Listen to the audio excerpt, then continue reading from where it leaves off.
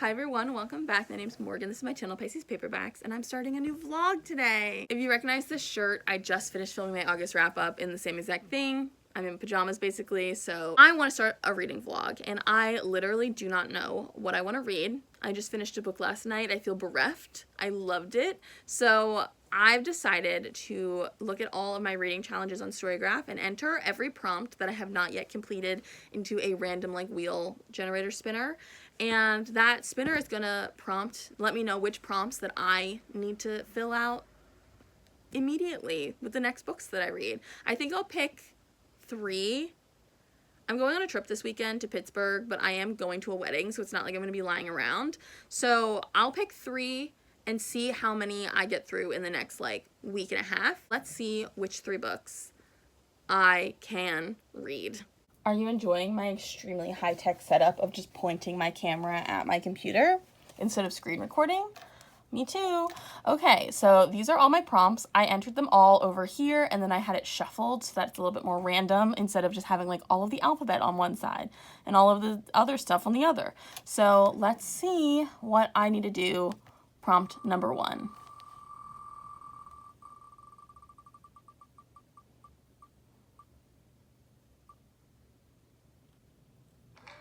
Q. Okay, so I'm looking for a book whose title starts with the letter Q. Here's a little bit more context for my picking rules. I'm trying to pick from books that I already own to get my TBR down. And I only own one book that starts with Q, and that's The Queen's Gambit. So let me go grab that. Here it is. I forgot to say earlier, I'm trying to pick from books that I have. If a prompt comes up and I can't pick it from the books that I have, I am skipping it. So it kind of defeats the purpose of putting all of them in there because I know I don't own any books that start with Z, but that's okay. Let's begin, or let's continue. Let's pick 2 more. All right, I'm just gonna pick both prompts now and then go get the books instead of switching the camera back and forth. So let's just go.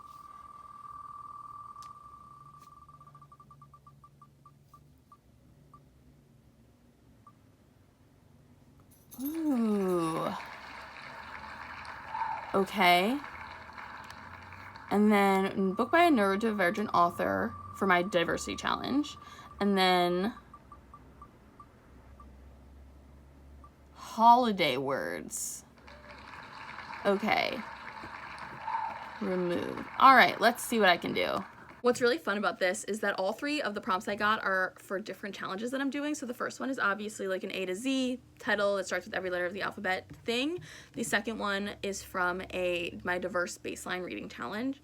And then the third one is from the buzzword challenge from Books and Lala. So for the second one, which is the book by a neurodivergent BIPOC author, I'm going to be reading Tell Me How It Ends by Quinton. I picked this up maybe a year ago because it was 50 cents on Amazon, and it is a cozy YA fantasy with an autistic main character and an ADHD love interest, and I believe also some other representation, and it just looks really cute. It's kind of tarot witchy fantasy vibes. And then I really don't know what I have in terms of holiday words. The examples on the challenge page on the Storygraph, it's the December prompt, but I'm not paying attention to the months, so it's the examples are Christmas, Hanukkah, Santa, Merry, holiday, wreath, snow, winter, reindeer, gift, family, etc. So I'm I don't know what I have, but I will look. Okay, it's not quite snow, but these are all wintry holidays. So I'm gonna be doing Winterhouse by Ben Guterson. I picked this up years ago when I went to Barnes & Noble and was I just read the book, Nevermore books. Is there anything like that? Because that was amazing. And the bookseller recommended Winterhouse. I also have the second one over there that I picked up from work. So these, it's kind of a cool color scheme, but the 3 books that I will be attempting to read in the next week: The Queen's Gambit, Winterhouse, and Tell Me How It Ends by Quinton. So I guess I'll see you guys when I'm 50% into my first book, whichever one it is, don't know. Bye. Hello, it is Sunday. I'm in this beautiful riverfront house, enjoying the morning. I'm out near Pittsburgh right now because my friend invited me to be a +1 at his friend's wedding, and because I was complaining about how I really want to go to a wedding but none of my friends are engaged, so he so generously invited me as his +1 because I love to dance and just excited to be here. But I wanted to let you know that I'm going to start Winterhouse soon. this is one of the 3 books I picked out. It's going to be for my holiday words prompt, winter. And I picked this one to start first. Actually, I didn't pick it. I asked my girlfriend and she picked it. She thought it would be fun. This is a middle grade, like, fantasy mystery about an orphan named Elizabeth whose evil aunt and uncle ship her off to a place called the Winterhouse Hotel, in which she discovers their huge library and a magical book of puzzles. So I'm really excited, especially because this book has beautiful illustrations throughout the whole thing. And I just love that. I think it's going to be so fun, so cool. Like, I don't know. I'm just into it. I've owned this book for years. I probably bought this in 2020 or 2021. So let's just get into it and I'll update you when I'm like halfway in.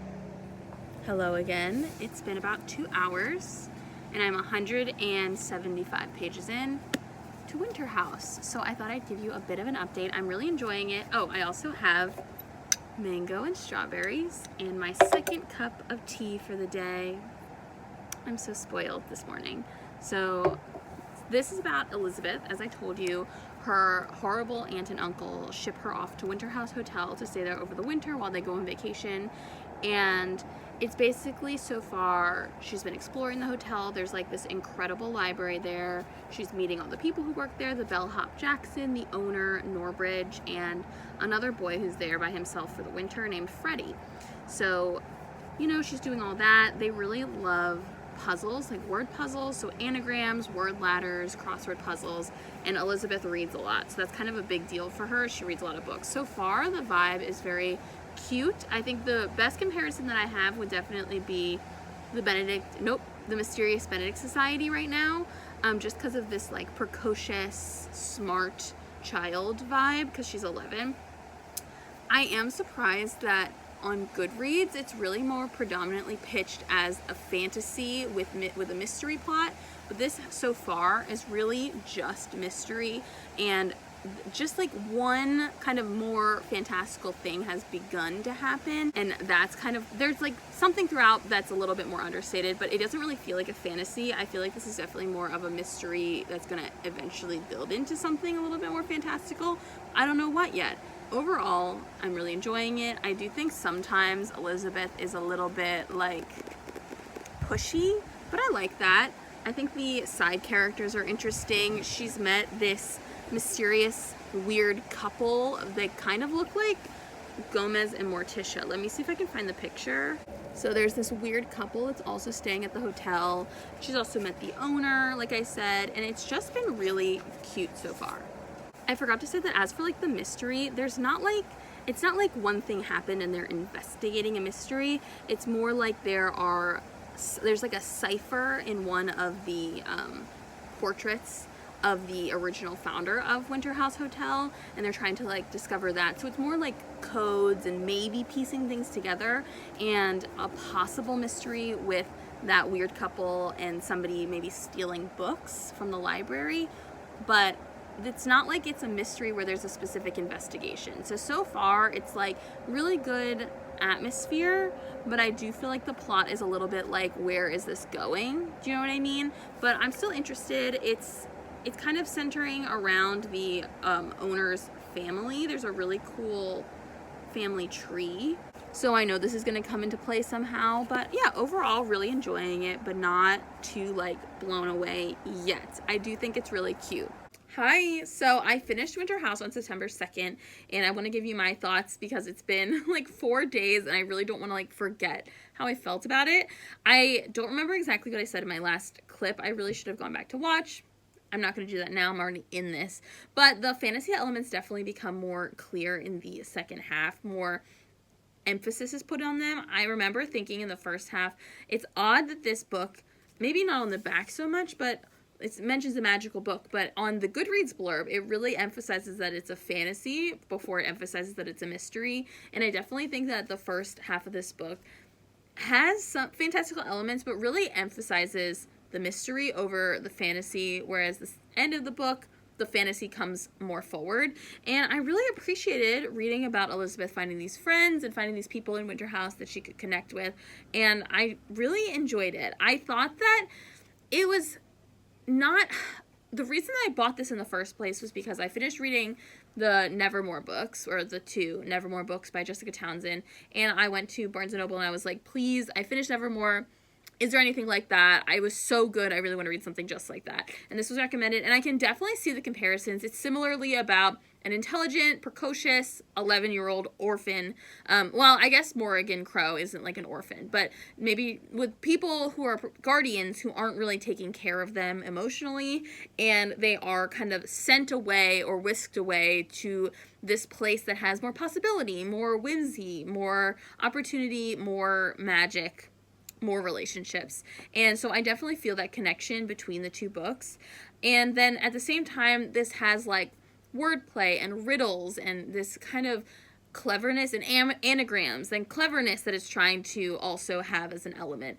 And I read it and I was enjoying it, but at the whole time I was like, this is not as clever as something like A Series of Unfortunate Events, and it's definitely not as whimsical or magical as something like the Nevermore series.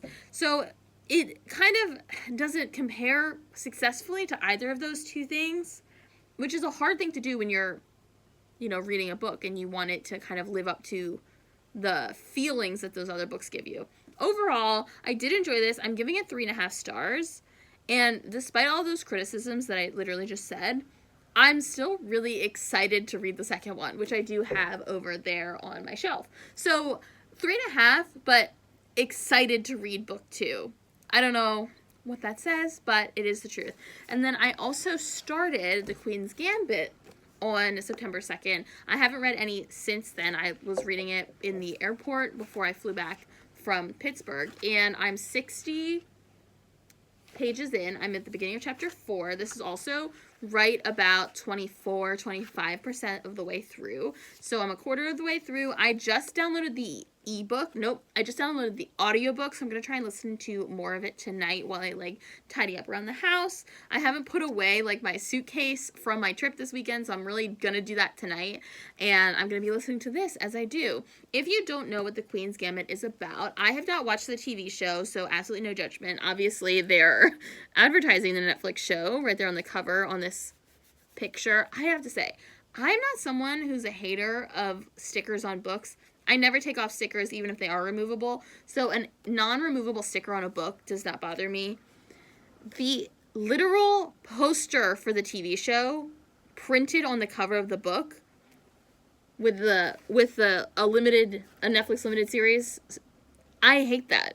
That is so ugly and unnecessary. Anyway, this is about a girl named Beth who is orphaned, and then as an orphan living in this home for girls, discovers chess. And so thus far in the book, I'm only 25% in. She has become an orphan, lived in this home for girls, become addicted to tranquilizers or sedatives, and then also discovered chess and become a natural gifted talent. And so where I am right now, she has been adopted, and we really don't know much about her new family. So that's kind of where I am. It's definitely a different style of writing than I'm used to, because this book is set in the 50s and 60s, but it's written in the 80s. So it's already historical fiction written 10 years before I was even born. And I am struggling a bit with the tone. It's very matter of fact. It's just very to the point writing. It does have subtlety, and I am picking up the overtones and undertones and the things, the writing things that make it kind of more interesting than just straight up facts. But in terms of the beauty of the writing, to me, it is not very beautiful. It's more to the point. So that's kind of what I'm reading right now. I finished an audiobook kind of in the meantime in those 4 days since I was reading this one. So I haven't been reading nothing. I just haven't been reading these. My goal, fingers crossed, is to get through almost all of this tonight and then finish it off tomorrow morning. And then tomorrow morning I have a pretty chill day, and I'm going to try and finish my 3rd book this weekend and upload this video on Monday. We'll see if that happens. If it doesn't, don't judge me for this clip. Hello, it's Saturday, around 1, and I just finished listening to the audiobook of The Queen's Gambit. So I have a couple thoughts. First, about the audiobook. First impression, I did not enjoy the narrator. It took me a while to warm up to her. She just sounded very monotone. I don't usually have trouble with listening to audiobooks sped up, and it's not like I listened to this one on 1 time speed. The slowest I listened to it was like 1.75, but even at that speed, I usually don't have like that, like, oh, this is audio that is sped up and it's bothering me thing that happens. And I did experience, it took me longer to warm up to this narrator than I would have preferred. The story is literally just her pursuit of excellence in chess throughout her childhood, teen years, and young adulthood. And I kept waiting for there to be like more of a plot or like something else pushing the story through, but it really was just like Beth playing chess and overcoming obstacles. I say she overcomes obstacles, but I didn't feel like the stakes were that high, because every time she had something in her life that was an obstacle, she like overcame it pretty easily. And maybe not easily for like her as a person, but in terms of the narrative, it's written in this way that is fairly impersonal. It's not a very emotional style of writing.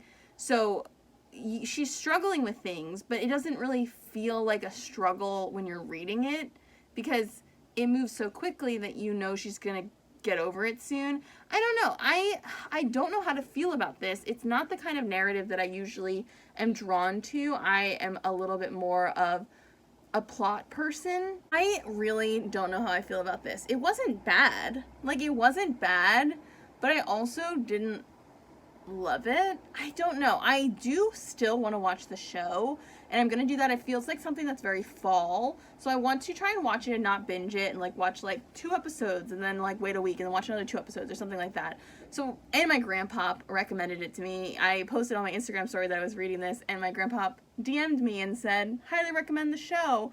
No speed reading. You have to take your time. It has a good lead. And I'm like, okay. So I'm going to watch it. I don't know how I feel about it. I think I might like it more on TV as a story.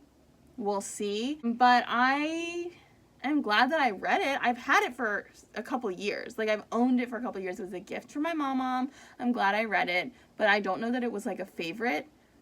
I'm interested to watch the show. But now I'm going to be moving on to my next book, my final book of this vlog, Tell Me How It Ends by Quinton Lee. I picked this book for the prompt, book by neurodivergent BIPOC author, and when it comes to this, like, there's really, unless they've said it themselves, this isn't something that you can like 100% tell.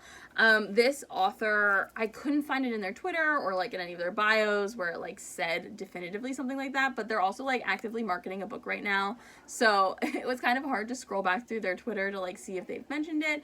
But this book has an emphasis on autistic and ADHD representation. It's something that they note in the book's like description on their website. And I also selected this book because somebody else has added it to this prompt on Storygraph as the book that they're reading. So I'm like, if somebody else is reading it for this prompt, I'm gonna read it for this prompt. So Tell Me How It Ends is a YA fantasy about a girl who's in a family of witches, and I believe is asked to fulfill some sort of like request or quest in order to maintain her magic or something like that.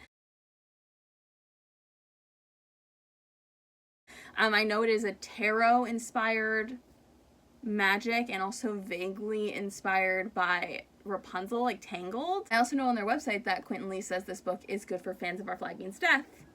Here I am. So I'm gonna read this. I'll update you when I'm like 50% in, and I will probably give you a much better synopsis because what I just said was like basically mumbo-jumbo nonsense. So let's get into it. Also, go Birds. We won our first game of the season last night. Slay. Good morning. It is Monday, and I am 60% of the way through. I'm just gonna hold up my Kindle. Tell Me How It Ends by Quinton Lee. So I definitely did not give you a synopsis the last couple times I talked about this book because I did not know what it was about. So now I can tell you a little bit more. So the main character of this book is Iris. She works as a tarot reader in her family's gambling hall. She has never left this gambling hall. Her whole life is there. Her siblings all call their mom boss, and it's really not like a warm, fuzzy family environment. One day, Iris is approached by someone named Marin, who is like, my friend has been captured and I need your help to rescue her. And so Iris, because her mom is kind of like, you need to earn a certain amount of money by the end of the week or else you're getting kicked out of the business, is like, will you pay me for it? And Marin's like, sure. So Iris goes along.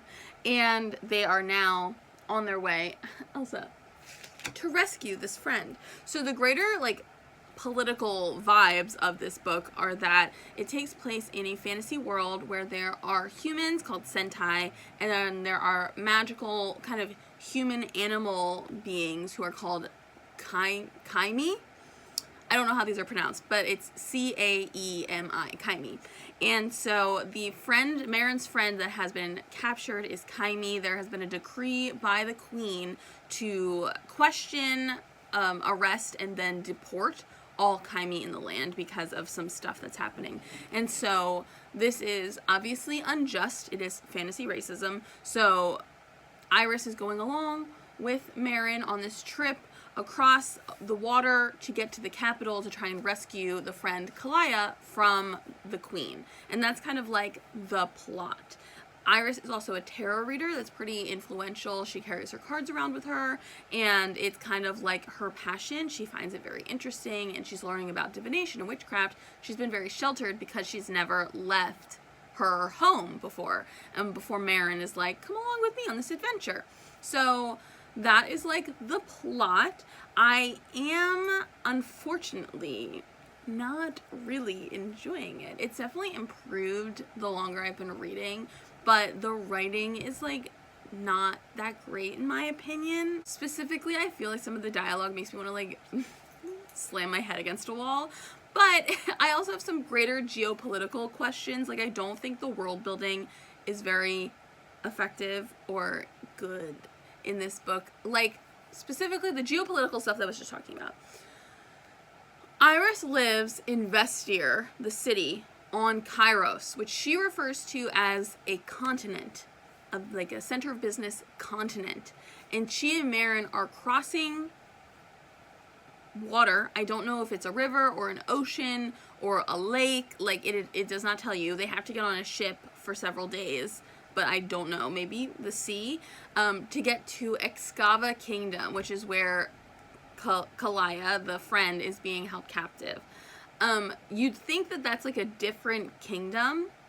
Also, I want to add that Marin's friend Kalaya is also like into divination and tarot reading, and she specifically foresaw and requested that they go and find Iris. So Iris has not been randomly plucked out of like obscurity to do this. She was requested by a fellow like fortune teller.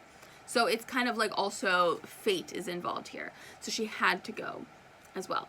And then, so Kalaya is in Excava Kingdom, which you'd think would be separate because it's called Excava Kingdom. But actually the queen lives there, and the queen's decree is also affecting Kairos. So, like, I don't know what the, like, political landscape of this world is. There's also another land called Sephiria, which is, like, the homeland of all, like, the Kaimi. That's where they're all getting deported to, but, like, I know nothing about that. Iris goes by a stage name at work, Sybil, and for the first third of the book, it's being used interchangeably with her name. I thought Iris was the stage name for a while. I kept getting confused because her family just uses both with absolutely no distinction. And I just am struggling. It's gotten better now that I'm further in, but at the same time, also it hasn't. I think I've just gotten used to it. So I'm not loving it, but I'm going to persevere because I do think that I can finish it today and post this video tomorrow. Maybe, but it's definitely a book. I just think that some of the emotional things aren't really being followed through the way that they would realistically, and I know that it's YA fantasy, it doesn't have to be realism, but for example, on this ship, they kind of like befriend the pirates and the sailors on this ship, and then they're there, and like on their second day there, they discovered the crew has been keeping a Kaimi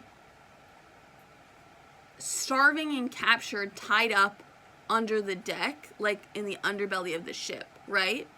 Because with the Kaimi having left the area, the magic is kind of like also kind of less strong.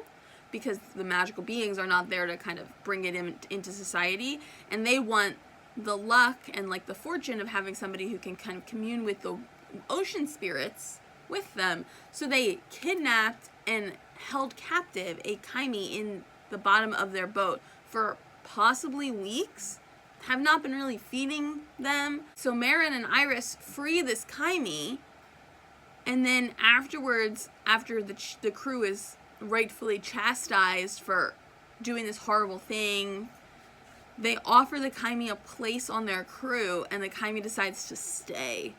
And I'm like, if I was kidnapped and held in a dark underbelly of a ship for 2 weeks with no food, because the crew of a ship wanted good luck when sailing, and then they were like, sorry we kidnapped you, we'll do it right this time, do you want a spot on the crew? I would leave. Like, I would leave and I'd join another crew if I knew that that was something that I could monetize now. But I definitely wouldn't stay with the people who, until 2 teenagers came to shout at them, had no hesitations about keeping me tied up, held hostage in the basement. Do you know what I mean? And it's that kind of like short-sighted emotional stuff that is really getting to me. So that's where I am with this book. I've been talking for 7 minutes. So I'm going to go have breakfast and I'm going to keep reading. Let me see exactly what percentage I'm at. 70%. I'm at 70%. So hopefully I'm reaching the end. Hello, it's the afternoon after work on Monday, and I finished This Is How It Ends. And I have to say, while I did start enjoying it a little bit more because, you know, you just get further into the story, overall, I unfortunately did not really enjoy this one. Let me scooch over a little bit. I was reading reviews afterwards, and I was like, oh, it was supposed to be Tangled inspired. So I kind of get that Iris is, like, trapped in her house. Her horrible mother is, like, kind of controlling and very, like, kind of emotionally abusive.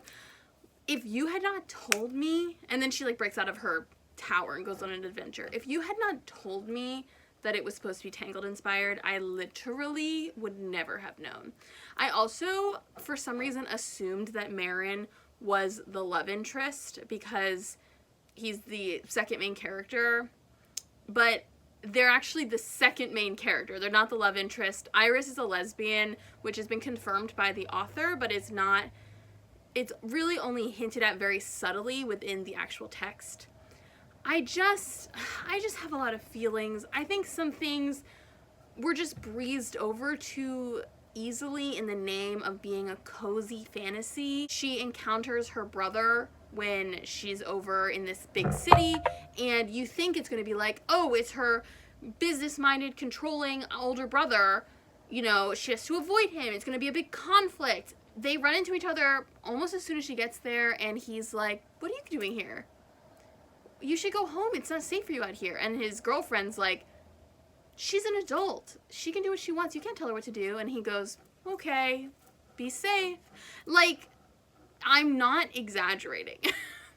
That was also a little bit of a spoiler, I guess, but I also don't really recommend this book, so I'm not really caring about whether or not I spoil some stuff.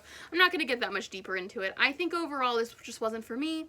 I think I might have to really give up on YA fantasy.